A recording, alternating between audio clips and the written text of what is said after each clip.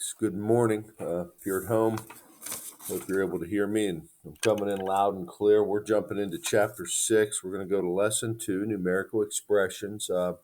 Let's go ahead and get circled up on our homework first, and then kind of roll from there. We're going to do numbers 1 to 12, so all of these on the first page. Okay. Hope you did well on your chapter 5 test. We'll come over here 1 to 12. There we are. Then we're going to jump to numbers 17 through 24, and actually it's 18, but okay. And then finally 26. Oops, sorry. I guess it would just be 17 through 20. Oops, 17 through 26. Sorry about this. 27. Got confused there. We just skipped 25 is what happened was. So, okay.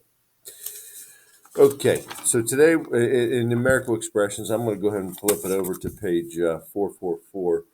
There you can see. But before we get there, we have to talk a little bit about the universal language here. Just like music, music's a universal language. So is math. If we solve a problem here or in Japan or in Russia or Ukraine or China, we're always going to get the same answer, just like in music. If you play music, the notes read the same. Doesn't matter what language you speak.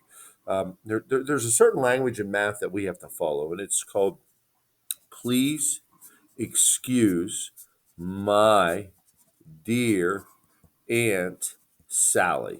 Okay, so when we talk about this mnemonic device, I guess it is, please stands for parentheses. Okay, parentheses. And when we talk about parentheses, and I'm going to abbreviate that just for time's sake, but parentheses, when we have a problem, we have to solve inside parentheses, and you'll see how all of this fits. E stands for exponents. Exponents would be next in the order of operations, okay? Now, we would go to multiplication, okay, and we would go to division next. Now, here's the caveat here, though. When these two are side by side, we have to go left to right. And you'll continually hear me talk about this. Of course, A stands for add and B stands for subtract. And again, this is another scenario when they are side by side, you have to go left to right. And I'll get into more of that in just a little bit as you see it. But please excuse my dear Aunt Sally. That's the universal language of math. Let's get into it. Now, the way I teach this, guys, is the way it needs to be done. All right. You have to do one step per line, and you have to underline what you're doing. Because when you do that, if you do make a mistake, you'll be able to see it. Now, I will also say this. If you get a crazy number where you need a calculator, that's fine, but try to stay away from your calculator. Okay, here's the first problem up. 9 plus 3 minus 5. Okay, let me dial this in. Maybe just, can I pull this in a little bit more maybe here? I don't know. Maybe this way. Seems like it's far away. Okay, so here's the scenario. We have addition and subtraction side by side separated by a number. So I'm going to go left to right. 9 plus 3 is 12 minus 5. 12 minus 5 is 7. I circled my final answer. Okay, so we went left to right there. Okay, number 2. And again, we have please excuse my dear Aunt Sally. A lot of people like to write that all the time. Do we have parentheses? Yes, we do. Inside the parentheses, we're going to add 31 times 2 minus 15. Now, the next row, we have multiplication and subtraction. Multiplication comes way before subtraction, so we're going to go ahead and take 31 times 2, which is 62 minus 15. And then finally, 62 minus 15. And it's okay to come off to the side, right? This is something you don't need a calculator for. We should be able to do this, I hope, right? And we end up with 47. So our final simplification of the expression is 47. Okay. Again, I'm circling my final answer. Number 3. This is 5 squared plus 8 divided by 2. No parentheses, but I do see an exponent. And 5 squared is not 10. It's 5 times 5, which is 25 plus 8 divided by 2. Now, we have addition and division next, okay? Addition or division. Well, these two are bracketed and these two are bracketed, left to right and left to right. So clearly we're going to divide next. So it's 25 plus 4, which is 29. Okay, 29. So again, just following the order of operations. The only scenario where we had to apply the left to right deal was right here, where we had addition and subtraction side by side separated by a number. Okay? Okay. Tickets to a play cost $10 for members and $24 for non-members. Write an expression to find the cost of 4 non and 2 members. Okay. Well, tickets are $10 for members. There's 2 of them. So to me, when I write this, it's going to be 2 times 10 plus, all right, and there's 4 non-members, and they cost $24. 4 times 24. Okay, and you could write that a different way. You could write it this way. You could use parentheses, but really we're going to multiply and we're going to multiply. Now, in this case, I actually can do 2 steps in one line because why? Because I have a multiplication and a multiplication, and we'll do this last. So 2 times 10 is 20 plus 4 times 24. All right, so let's see if you can follow along how I do this.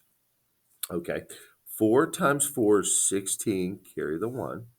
4 times 2 is 8, plus 1 is 9, 96. Okay, so now it's 20 plus 96. 96 plus 10 is 106, plus another 10 is 116. So again, trying to do some distributive property and use some different things and apply them, okay? So that is our simplification. The total cost is $116. Okay, let's keep going and keep getting into this thing. I don't know. Let's maybe try to do a few of the more difficult ones here in one word problem. Let's go 7, 8, and 9 here, okay? And then you're going to be on your own. Okay, so inside the parentheses, I have 2 to the 4th power. So we say 8 times. So 2 to the 4th power is 2 times 2 is 4, 4 times 2 is 8, and 8 times 2 is 16 minus 3 plus 8. Now, some people would ask why put dots there, because when I multiplied, I needed reminded that I went 2 times, 3 times, and 4 times. That's just a simple reminder or a check for me, okay? Now, we still have parentheses, so we're going to simplify inside these parentheses. 8 times 16 minus 3 is 13 plus 8. Okay, so I did my parentheses next. After that, I'm going to go ahead and go with the 8 times 13. Okay, so 8 times 3 is 24. Carry the 2. 8 times 1 is 8. 9, 10. So that's 104 plus 8. And again, you're noticing I'm always underlining what I'm doing. Finally, 104 plus 8. Well, watch how I do this mentally. 104 plus 10 is 114 minus 2 is 112. So again, just a little algorithm there that I use to kind of cut a corner, okay? Okay, look at this thing. It's going to be a lot of fun here, isn't it? Okay, let's go. So I've got an exponent, I've got parentheses, and you know what I'm going to do? I'm going to come back up here. Please excuse my dear Aunt Sally, and I'm going to bracket those two, and I hope you could see that. That way I can always check back and forth. It's a mental check, and I should do that before this problem. So let's go parentheses first. 9 plus 4 cubed times, that is 12, divided by 2 plus 6. All I did was 20 minus 8. Now, next we have to take care of our exponent. Okay, so 9 plus 4 times 4 is 16. 16 times 4 is 64 times 12 divided by 2 plus 6. So in the first row, I subtracted. The second one, I did my exponent. Now, we have kind of a mess here. I see multiplication and I see division. Now, they're side by side separated by a number. So I have to go with my bracket. And I bracket that because I need to go left to right. So I'm going to multiply first. 9 plus. Okay, so now I certainly would come over here and say 64 times 12. 8, 12, space save. 4 and 6. So 8, 6, and 7. So 9 plus 7, 68, divided by 2 plus 6. 64 times 12 is 768. Okay, we're rolling on here. Now, the next thing up is we have to divide next. This is getting to a big problem where I may want to use a separate sheet of paper, but let's finish it out. All right, so half of 768. Okay, so I'm actually going to pull over some scratch paper and say 768 divided by 2. 2 goes into 7. 3 times is 6. 2 8s are 16. And 2 4s are 8. So it's 384, right? 9 plus 384 plus 6. Okay. Hope you're following along. Now we're going to just add all of this mess up here, right? 384 plus 10 is 394. Minus 1 is 393. See what I did there? And then 393 plus 6. So that was 393 plus 6 is 399. Good problem there. So again, I'm trying to do one step per line. Underlining, showing my work to the side. Okay. Number 9. Number 9. Tyree and 4 friends go to the movies. Each person, Tyree and 4 friends, so there's a total of 5. They always get me on that, right? Each person buys a movie ticket for $7, a snack for $5, and a drink for $2. Write an expression for the total cost of the movie trips. Well, there's a couple different ways. We could use the distributive property here, and I'm going to go ahead and demonstrate that. So Tyree and 4 friends is 5 people times the quantity. They all bought a movie ticket times 7 plus. They all bought a snack, $5 plus, and they all got a drink for $2. Okay.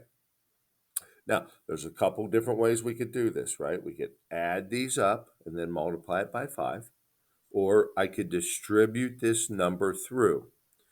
Okay, so either way will work. But right now, let's go ahead and just add them up. 7 and 5, okay, is 12. Okay, and 12 and 2 is, so all of this equals 5 times 14, right? And remember, this is money, so let's label this. 5 times 4 is 20, carry the 2, is $70. Okay, $70. So that was a good start on the more difficult problems here. You have quite a bit of work. Let's get to work. I wish you the best. Bye-bye.